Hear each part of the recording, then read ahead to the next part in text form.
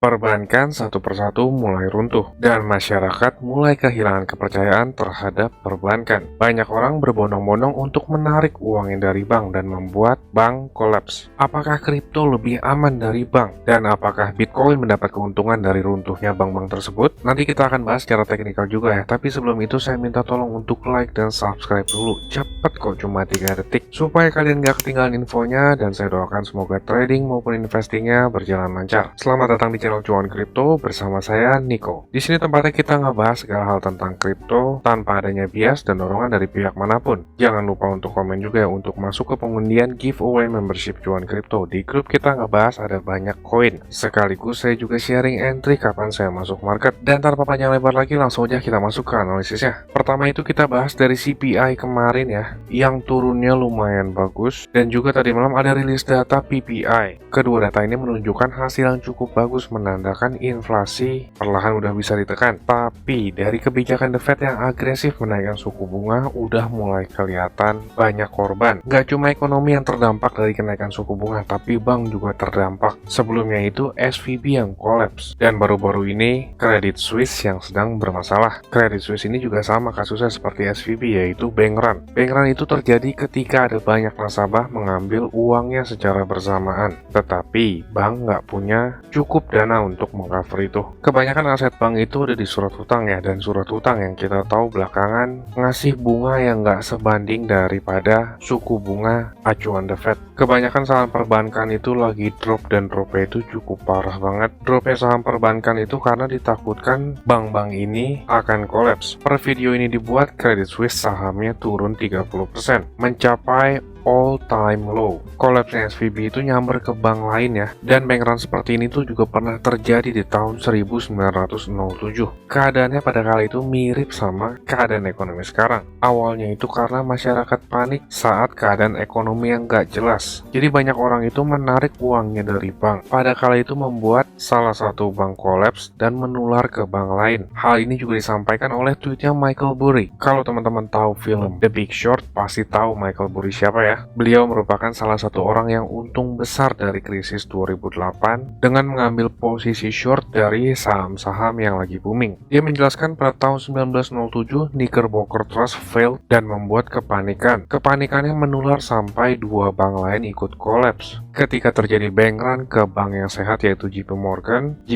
ini selamat, dan 3 minggu kemudian paniknya bisa diatasi lalu market bottom. Wah, ini bisa menjadi tanda bottom ya. Tapi biasanya sebelum bottom kita ngelihat ada one last crash dulu. Contohnya itu seperti tahun 2020. Di tahun itu kita ngelihat market crash cukup parah dan orang-orang berkata akan drop lebih dalam lagi, tapi ternyata market bottom pada kala itu. Sebetulnya kalau terjadi bank run, kita nggak usah terlalu panik ya, tapi dengan catatan kalau kita tahu portfolio reserve-nya kebanyakan itu di surat hutang negara. Masalahnya kan kebanyakan orang awam itu nggak tahu ya. Jadi kalau udah berurusan sangkut paut dengan uangnya, pasti akan ngeganggu psikologi. Misal nih ya, ke bank yang sehat, reserve-nya mereka itu banyaknya di surat hutang negara sesuai dengan anjuran bank sentral. Kalau reserve-nya banyak di surat hutang negara, pemerintah itu akan turun tangan untuk menyelamatkannya. Contoh dari kasus SVB kemarin, pemerintah AS tuh selamatkan dana nasabah. Banknya kolaps tapi dana nasabahnya aman, ditanggung pemerintah. Nggak tahu deh tuh duitnya dari mana ya, entah dia cetak duit atau dari dana pajak masyarakat lain. Intinya itu pemerintah akan menyelamatkan. Pemerintah itu akan menyelamatkan karena ditakutkan masyarakat tidak akan percaya lagi terhadap sistem perbankan. Kalau masyarakat sudah nggak percaya dengan perbankan, ya negara bisa chaos. Mata uang ada nilainya itu kan karena kita percaya. Kalau kita nggak percaya, ya itu hanya sekedar kertas biasa. Yang ngomong ini nggak cuma saya loh, tapi Wapres pada kala itu juga ngomong hal yang sama. Ini artikel lama tahun 2010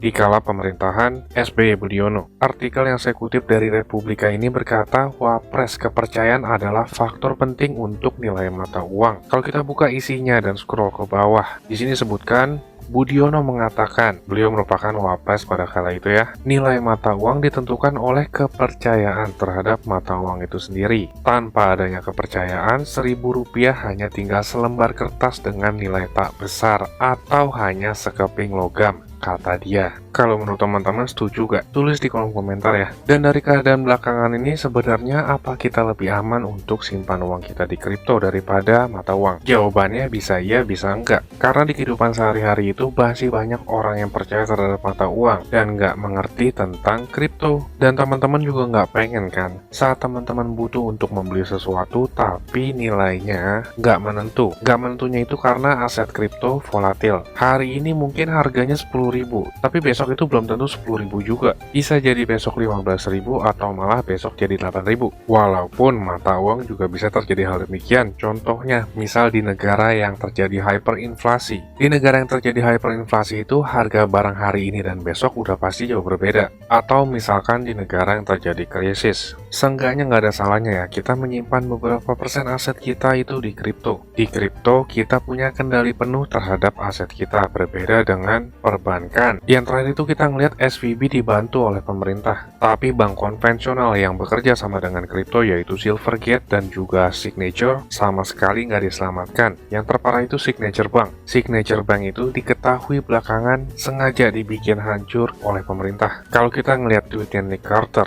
beliau merupakan chairman dari Coinmetrics. Dia mengatakan Signature sengaja dibikin hancur karena regulator itu ingin mematikan bank yang pro kripto. Ini merupakan skandal besar. Dari informasi lain yaitu Matt Lowman, dia mendapat konfirmasi dari orang dalam kalau regulator itu berencana untuk mematikan kripto. Di sini dijelaskan yang pertama, Signature Bank ditutup karena regulator ingin memberikan pesan kepada masyarakat untuk menjauhi kripto. Yang kedua ini artinya kurang lebih kalau bank-bank ingin bermain di sektor kripto bisa terjadi seperti Signature Bank ini yaitu ditutup. Yang mengatakan ini adalah politikus Amerika Serikat. Orangnya ini selalu terus terang ya. Dia selalu berkata dengan lantang apapun yang coba dibungkam oleh pemerintahan. Dari data-data ini tuh kayaknya regulator di Amerika Serikat itu nggak pengen banget masyarakat punya akses ke kripto dengan mudah. Mereka itu menakut-nakuti dan nggak pengen kita punya kendali penuh atas aset kita sendiri. Sistem perbankan itu udah bobrok banget. Kita cari uang susah payah tapi bank sentral itu bisa cetak uangnya sendiri. Kalau bank sentral yang melakukan cetak uang dinamakan quantitative easing, tapi kalau masyarakat biasa cetak uang dinamakan uang palsu. Mereka cetak uang dan membuat inflasi, kita juga yang ngerasain susahnya. Wapres pada kali itu juga bilang, mata uang itu bernilai karena kepercayaannya. Dan quotes yang paling saya suka dari sistem perbankan adalah dari Henry Ford. Henry Ford merupakan pendiri dari Ford Motor Company. Dia berkata, ini kelihatan jelas masyarakat itu nggak tahu tentang sistem perbankan dan moneter. Jika mereka tahu, saya percaya sebelum besok pagi akan terjadi revolusi. Bisa dikatakan kita kripto entusias itu merupakan orang-orang yang udah melek tentang sistem perbankan dan moneter. Kripto ini juga diciptakan setelah terjadinya krisis tahun 2008 dan bisa dikatakan kripto itu merupakan revolusi dari sistem perbankan yang sudah ada sekarang. Saya mau tahu buat teman-teman yang masih nonton di detik ini, tolong ketik komen paham bang, supaya saya nggak sia-sia deh ngajarin hal seperti ini ya. Kalau komennya kurang dari 10, kedepannya saya hanya bikin video analisis biasa saja tanpa edukasi. Saya juga pengen lihat orang-orangnya siapa aja sih yang nonton sampai detik ini. Kalau gitu sekarang kita ke technical analysis ya. Apakah Bitcoin mau naik atau mau koreksi? Pada saat ini Bitcoin itu masih tertahan major resistance di 25.200 US dollar. 25.200 ini merupakan resistance yang besar banget di Bitcoin. Bisa dibilang area resistance ini tuh penahan terakhir sebelum terjadi bull market. Kemarin saat rilis data inflasi itu sempat ada spike naik ke 26.400, tapi sayangnya closingnya di bawah 25.000 lagi. Hal ini tuh udah saya ekspektasikan sebelumnya. Saya share ke teman-teman di grup membership cuan kripto tanggal 14 Maret lalu. Ini sebelum rilis data CPI atau inflasi. Saya analisis ke teman-teman member sekaligus memperingati. Di video ini saya bilang akan terjadi spike dan fake out. Bagi yang nggak percaya kita tonton dulu sebentar ya. Karena keadaan market masih euforia banget, harap hati-hati terjadi fake out dan kena stop loss prematur. Bitcoin itu udah ngehit area resistance loh. Secara result ratio ya memang cukup bagus banget, tapi ini bisa dijebol. Saat rilis data inflasi turun cukup banyak, itu akan membuat fake out. Entah itu fake outnya sampai ke 26.000 atau di atasnya, tapi jangan buru-buru ikutan FOMO atau bahkan ikut masuk dengan. Nah, seperti itu ya. Sebelumnya juga saya udah memproyeksikan akan terjadi fake out. Fake out seperti ini tuh merupakan hal yang wajar banget. Teman-teman tuh nggak perlu ngerasa dicurangin bandar atau kena skema pump and dump. Di grup saya ngasih market outlook dengan jelas supaya awam pun nggak bingung. Saya cukup yakin terjadi fake out karena banyak sekali liquidity big player untuk keluar market di area big resistance ini. Para big player itu kalau ngebuang barang nggak bisa seperti retail ya. Mereka itu butuh liquidity yang besar supaya order mereka terserap sempurna. Saya memproyeksikan akan terjadi fake out juga karena di grup kita belajar dari sudut pandang whales. Sekalipun kita retail, kita harus tetap berpikir seperti para whales. Kalau kita terus-terusan bereaksi terhadap harga yang terjadi, ya ujung-ujungnya kita akan nyangkut di retail terus tuh, saldo kita nggak nambah-nambah. Karena kita selalu ngerasa dicurangin dan order kita itu loss terus. Kita harus mulai belajar dan berpikir secara proaktif bukan reaktif. Kalau teman-teman sadar nih, yang membedakan orang biasa dan orang sukses awalnya itu dari mana sih? Ya awalnya itu dari cara berpikir.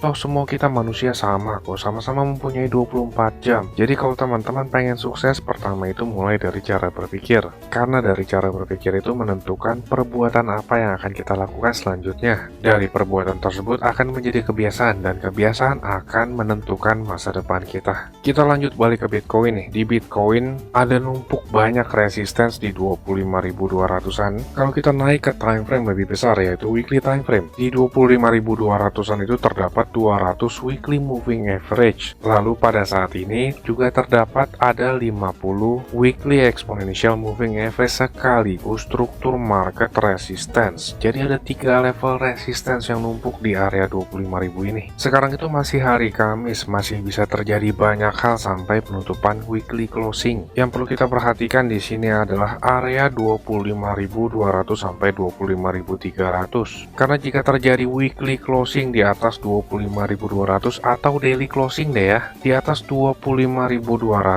itu akan membuka pintu Bitcoin untuk naik lebih besar ke 28.000 bahkan ke 31.000. Tapi misalkan kalau kita nggak ngelihat ada weekly atau daily closing di atas 25.200, ya kita bisa ngelihat Bitcoin akan ngevisit lagi ke kisaran 25.600 atau bahkan ke 18.500. Buat teman-teman yang ngerasa ketinggalan telat beli Bitcoin, kita masih ada kesempatan kok selama Bitcoin nggak closing di atas area resistance ini. Di minggu lalu itu saya dan teman-teman grup dapat entry lumayan bawah nih, 19.780-an. Itu saya sharing juga ada di video terakhir yang di public ini ya. Lalu update dari member terakhir itu saya juga sharing ada masuk entry di Bitcoin dan juga beberapa koin lainnya. Contohnya itu rata-rata kebanyakan koin drop sesuai sama ekspektasi dari video terakhir. XRP, Cardano juga drop ke area ini. Di video kemarin tanggal 15 itu saya ekspektasi Cardano akan terjadi drop, lalu Solana juga terjadi drop. Itu ada saya jelasin di video member ini juga ya, tanggal 15 nih, saat Solana masih di atas. Dan kalau kita ngelihat dari besarnya resistance pada saat ini, memang kemungkinannya Bitcoin akan sedikit ngalamin koreksi. Karena di sini juga kita ngelihat ada zona imbalance atau zona yang sebelumnya ada minat beli maupun jual itu langsung ditembus kosong gitu aja. Area ini tuh bisa menjadi zona magnetnya untuk mendorong Bitcoin ke area sana. Dan area tersebut juga akan menentukan karena exponential moving average daily 50-nya itu pada saat ini ada di area sana. Kemarin di simple moving average Bitcoin mengasih pantulan lumayan kuat. Padahal kalau kemarin Bitcoin dropnya di bawah sampai ke 18.500 saja, bisa dikatakan keadaannya akan lebih aman dari sekarang. Karena kalau level tersebut udah dites, seenggaknya kita akan mencari potensial higher low-nya lagi. Kalau seperti ini kan jadi agak rancu ya nanti higher low-nya gimana, dan akan membuat banyak trader terutama retail kebingungan. Tapi untuk teman-teman di sini yang nggak pengen bingung market itu gimana sih ya, teman-teman bisa join ke grup lah. Di grup itu kita belajar banyak dan saya nggak jelasin market outlook secara detail, sekaligus jika ada kesempatan masuk market saya juga akan share. Di grup ini kita ngebahas ada banyak koin. Ini grup berbayar tapi murah banget, recehan deh, nggak sebanding sama aset teman-teman dan edukasi yang didapat. Lebih murah teman-teman teman-teman join ke grup daripada beli es teh manis perharinya. Receh banget kan? Buat yang mau dapat free membership, komen videonya. Nanti di akhir bulan diadakan undian. Tapi buat teman-teman di sini yang nggak pengen nunggu sampai akhir bulan, teman-teman bisa tonton klip video berikut ini. Saya tunggu di grup ya. Saya mau kasih tahu juga, Cuan Kripto ini ada grup Telegram. Dan juga udah cukup banyak juga aktif membernya. Keuntungan yang didapat yaitu teman-teman sekalian waktunya efisien, nggak pusing buat analisa chart, apalagi yang belum ngerti. Yang kedua, update terdepan, karena saya lebih sering update dan aktif di grup tersebut ya. Yang ketiga, teman-teman sekalian dikasih tahu kapan waktu terbaik untuk beli koin, dan itu biasanya barengan saat saya juga beli koin. Yang keempat, ada diskusi grup chat buat ngobrol sesama member, saling kenal dan tanya jawab. Dan yang terakhir, teman-teman bisa request koin untuk dianalisa. Ini grupnya nggak gratis ya teman-teman, tapi tenang, harganya murah kok, yaitu Rp199.000. Tapi tunggu dulu, karena diskon buat teman-teman sekalian jadi Rp99.000 doang. Atau kalau dihitung, itu sama aja kayak Rp3.300 per hari. Ini biaya per bulan ya teman-teman. Rp3.300 tuh murah banget ya, harganya sama kayak parkir di pinggir jalan. Tapi kalian bisa dapat manfaat yang cukup banyak dari grup ini. Ini harga promo ya teman-teman, cuma buat 100 pendaftar pertama. So jangan sampai ketinggalan ya, karena tinggal sedikit banget slotnya. Teman-teman bisa ngelihat sendiri ada 92 member aktif, dan saya kebanyakan lebih aktif di grup ini. Dan juga setiap ada peluang, saya selalu kasih tahu ke grup ini kapan untuk entry-nya. Bisa lihat di sini ada 3 video yang di unlisted dari YouTube, karena ini khusus untuk member dari grup tersebut. Kalau kalian berminat, saya akan kasih link Telegram di kolom deskripsi. Kalian tinggal chat, saya berminat gabung. Ditunggu di grup ya. Capek kan beli pas lagi tinggi, jual pas lagi rendah? Ayo, buruan gabung grup ya. Saya pamit dulu, salam. Cuan kripto, cuan terus.